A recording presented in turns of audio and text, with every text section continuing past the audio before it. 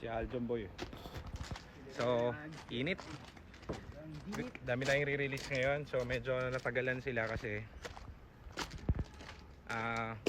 matagal mag-release unit kapag dumarating ako. Kasi, tulad na ito kay Sir Geraldo. Tapos na to pero pinapalitan ni Joselito ng valve cover gasket. Palit na lahat dito, spark plug and everything. Final check up, nakita niya parang nababasa yung Yung spark plug mo. spark plug. Re-release na mamaya to. Pwede naman yun, pwede na yung ganun. Di ba, Sep? Okay. Kaso lang, bumili pa rin kami ng gasket para sure ball. Para walang problem. Pero computer, ang matagal dito sa unit ni Sir Gerald is siguro mga 20 TCM na yung kinabit namin dito para lang mahanap yung tamang pinakamagandang drive niya. Kumbaga yung pinakamagandang calibration nung driving niya, nung gear niya. Parang ganun. So kaya medyo natagalan yan kay Sir Gerald, pero it's all goods. Test drive na yun, everything. So release na natin mamaya. Tapos ito yung Tucson. Biyahe na ito Cagayan. So pogi, no? So yan Tucson, pagkabili namin yan, na agad, sold na agad. So ito naman yung isa, Accent, release din natin mamaya. Problema dito sa Accent, dapat re-release na to nung isang araw. Kaso lang, dumating ako, syempre pag ako dumarating sa shop, alam mo na yan, lagi yan, may problema ka na. So ang nakita ko dito, kaya hindi ko muna pinapa-release kasi may kalawang yung lug nuts niya. Pinabilang ko ng mga bagong lug nuts to. Pinadetail kay Aljon ng... Dinetail mo to, di ba? Dinetail ni Aljon lang matindi to. Pogi, no? Layo na dun sa dati niya. Tapos, pinasabay ko na rin kasi ako nagche-check up na ito kapag i-release yung mga units na binibili nyo, guys. Ang nakita ko dito sa unit na to, yung fuel gauge niya laging nasa gitna. Walang nakakapansin sa kanila pero nakita ko na yun parang dati pa eh. Yung gauge na yan, yung gauge na yan, laging nasa gitna yan eh, no? Hindi pa yan tumataas. Hindi nagbabago. So takantaka ko, sabi ko paano mangyari yung ginagamit-gamit ko tapos hindi nag-iiba yung gauge. So hinanap namin yung naging problem nung gauge niya. Pinabaklas namin itong buong gauge board na to para kasi syempre hindi naman pwede to na yung makakabili poproblemahin niya yan. Pag yan pinoblema niya, sigurado ang laking gastos niya kasi kung ano-ano sisingilin sa kanya nung gagawa, tama. So at least ito, alam kasi namin yung mga history katulad nito, di naman dating ganun.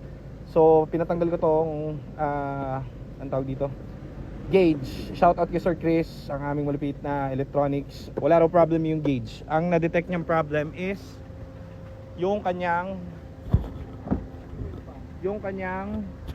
ang tawag dito, fuel pump. So kahit mahal yung fuel pump niyan, bili kami ng bagong fuel pump. Fuel pump nito is around 10,000 yata yung bili, 10,000. So kami na nag-shoulder na yun, walang problem doon. Kailangan lang yung unit nyo maayos.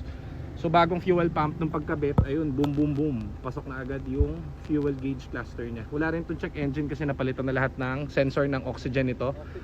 So ang gagawin na lang ni Aljon, tatapon niya yung nilagay niyang kalat doon. Ayan. So everything goods dito sa Accent, pwede na i-deliver mamaya. So pasensya na kayo kasi natatagalan kasi final check namin. Ayaw naman namin mapahiya sa inyo. So tignan mo naman, bago, mags.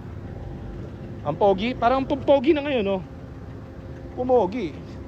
Ay, ECB valve pala nagpalit ka, di ba? Palit rin ECB, kaya lumamig yung aircon natin. Lamig na ng aircon. Puro lang, hangin lang. Dati kasi guys, ang naging problem nito, ano ba naging problem nito? Kaya matagal sa atin. Usok. Hindi, yung sa usok, dahil siya doon sa injector.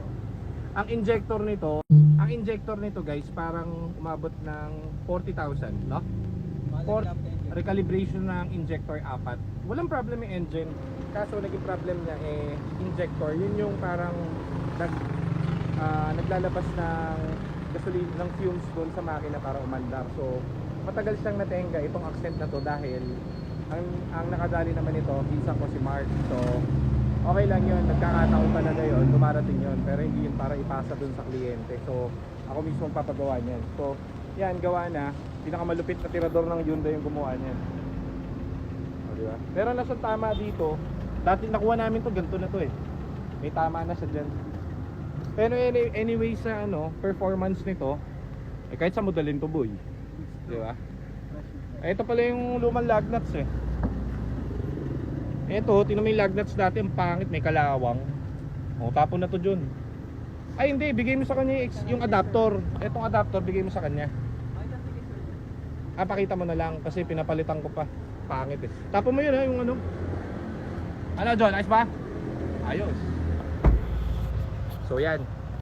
Ito naman Tucson kay Sir Ian, uwi to ng Cagayan, malayo. So everything goods dito sa unit. Nantay na lang natin ma-release. Alis na rin tayo. So may bibiling kami ngayon unit.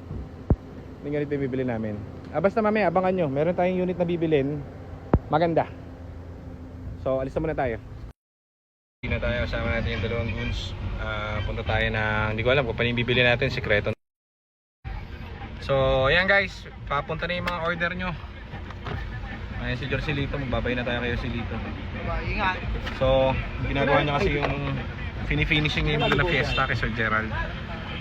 Anyhow naman dati, pwede na naman ng kuhanin yung mga unit. Kaso lang, pag may nakikita kasi akong kontrabida rito. Pag nakikita ko na may mga ganyan, pagtan niya, gawin niya, ganun. Kasi syempre, ayoko kong papahiya sa mga kliyente natin. Labi-dabi ko yan eh. So, yan dyan, goods to goods kapag dumating sa kanila. So, yan. Sa mamaya. Alis muna tayo.